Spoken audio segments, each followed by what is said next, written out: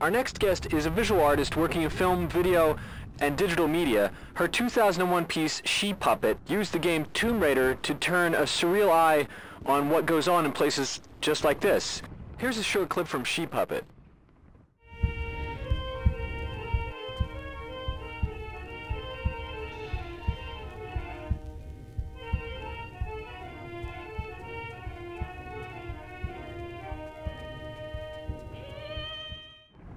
And we have with us Peggy Ahwesh. Oh. Whoa! Hi. What, did you jump off a building?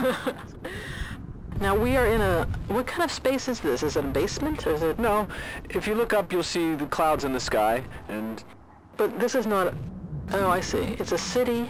It's a brown... it has a lot of brown in it. You should see the sewers. And the sky is not much blue to the sky. It's not a very healthy space. I don't think there's much oxygen. No, so we better keep moving so the smog doesn't choke us. Stay close because it's easy to get lost around here. Occasionally, we come across weird stuff like this. The pulsating blue orb? Yeah, it makes you invisible. But we're not going to do that right now. No, we want to be able to see you. So you're my guide. The world is very unfamiliar to me. It does take time for our guests to adapt their motor skills entirely to their thumbs. But sometimes I think it feels like being in a movie that's waiting for you to set it in motion. When you're making your videos, do you think of game spaces very different from movies? Well, they're similar in some ways because they're all, they're both fantasy architecture, which is symbolic of something. It has a very strong psychological pull. Like it identifies the characters. It tells you things about mood and danger and pleasure, and spaces really give you it's almost like the inside of a person's brain. Just look around this place. You just know something bad is going to happen. Yeah, really. Like in traditional Hollywood movies, like Vertigo is a great example because the architecture of the space, it takes place in San Francisco, and it's very hilly there, and the guy Scotty is afraid of heights. So in the opening scene, he's running across the roofs, and then he tries to leap, and he grasps the edge of a building, and he's hanging there. It's very much like how a character in a video game might run into trouble and perhaps die. So the fear is built into the architecture?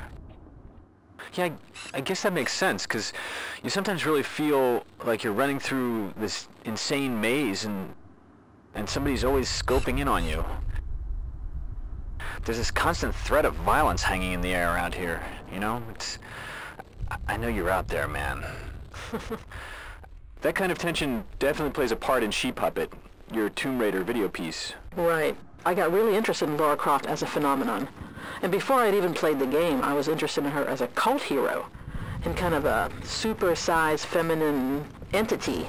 There are a lot of websites about her and her kind of heroic feminism and by the girls. And then there's like the kind of sexy Lara Croft sites by the boys. And she seemed to have something to appeal to everybody. I mean, she has this impossible body. She's like this kind of some ideal version of the female. Yeah. Femininity. This is the teleportation portal. Yeah, this undulating vulva. Is that like a birth canal? I guess you could say it's a journey, like birth is a journey.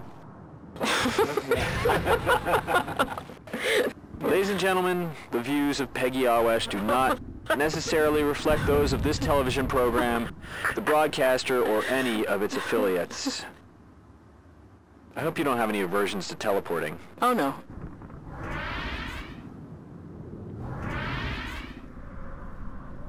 Looks like Death Valley. It's a little dismal. Yeah, it's barren. Although there's some free stuff over here, I see. Oh, not that I need another weapon. No, but that's a shotgun. Okay, so that'll come in handy. Although I think we're the only ones here, except our camera people, of course. And we wouldn't want to shoot them. It's a little weird walking around here because usually there are lots of corpses and explosions and marauding teenagers from Iowa trying to kill you.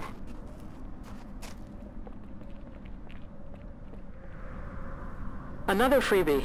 I guess this was another player who didn't make it. Alas, poor Crazy Killer 317. You don't want to disrupt the dead. However... Ball taken. Oh!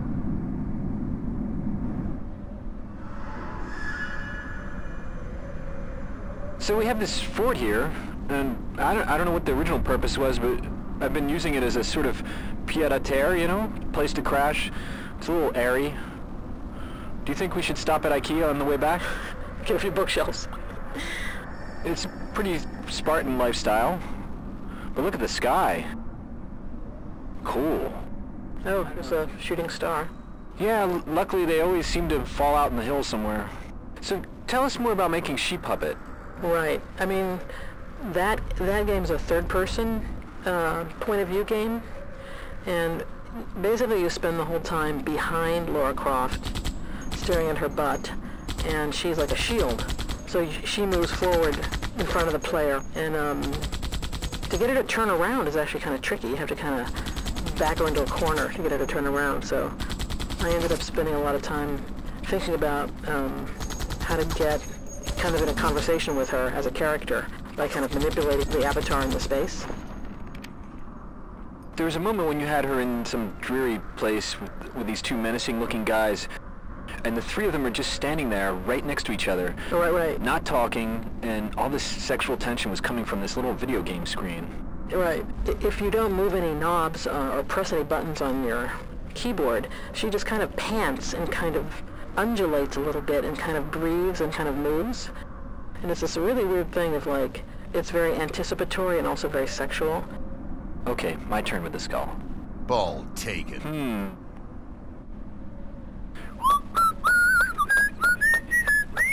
Damien. Here, it's all yours. Okay, enough of this playing around. I don't think cameraman needs that. What? I don't want this stupid skull. But the thing with Lara Croft is, if you don't give her a command, she'll just wait for a command. She is the She Puppet. Whew, I'm glad I've got free will. Woo! Damien, I lost you. Oh, there you go. But you know, I had never heard of this machinima at the time. Machinima, which is defined as making films or videos using a game engine. It is an interesting concept. It's like, kind of fits in with the tradition of appropriation and found footage in the movies, where you would take bits and pieces from either dominant culture or from educational films or from industrial films and recut them to make new meanings. It's very much in a tradition, I think, of appropriating or taking things and reworking them. You know, like hip-hop culture. Hey, look, somebody left us a warthog. Oh, excellent. So we're going to be traveling in style. Jump in. I guess we should be heading back, so thanks, Peggy Ahwesh, for joining us on this Spartan life. Sure, this was a blast. I didn't bring my digital camera. My